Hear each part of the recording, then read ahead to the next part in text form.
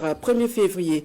Une délégation composée notamment du ministre d'État en charge de l'administration du territoire et du chef d'état-major général des armées s'est rendue à Seba. La délégation est porteuse d'un message adressé aux forces combattantes, un message de cohésion et de discipline pour une lutte plus efficace contre le terrorisme. La délégation s'est ensuite entretenue avec les forces vives de Seba, à qui elle a traduit le soutien et les encouragements du chef de l'État. Bienvenue Tansa. 2025, l'année de l'intensification de la guerre contre le terrorisme, et Seba dans la région du Sahel, attaquée il y a près de 2 semaines, doit entendre le message important de cette délégation composée notamment du chef d'état-major général des armées et du ministre d'État, ministre de l'administration territoriale et de la mobilité.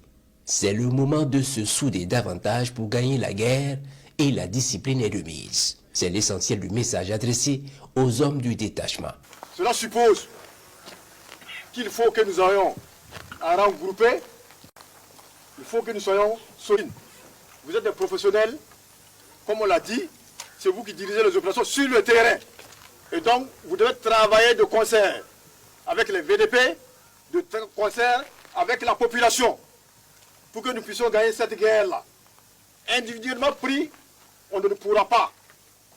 Et donc, vous devez aller dans le même sens. Et dans ce contexte, les réseaux sociaux représentent une menace à plus d'un titre. Les forces combattantes sont invitées à se départir des propos haineux et mensongers qui y sont véhiculés, gage d'efficacité.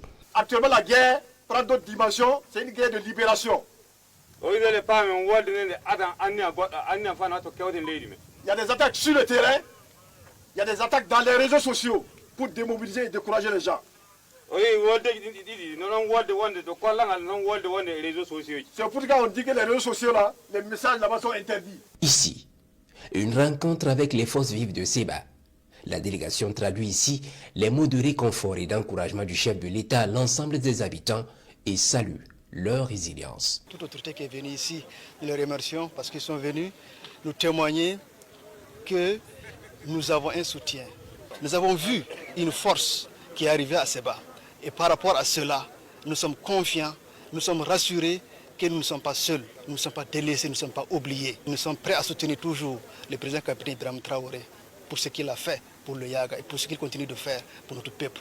Et nous sommes sûrs que nous allons vaincre ce mal qui nous gangrène, qui nous met en difficulté.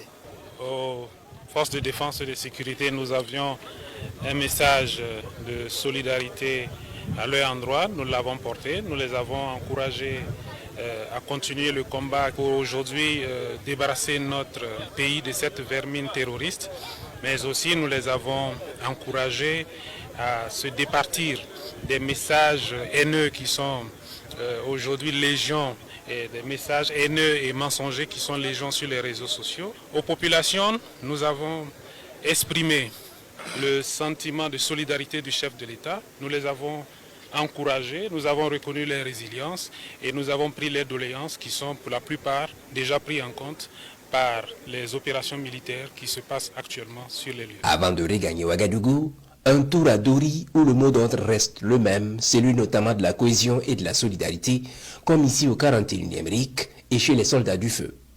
Une délégation composée d'officiers du Mali et du Niger pour dire que désormais la lutte se mène ensemble avec toutes les forces de la Confédération AES.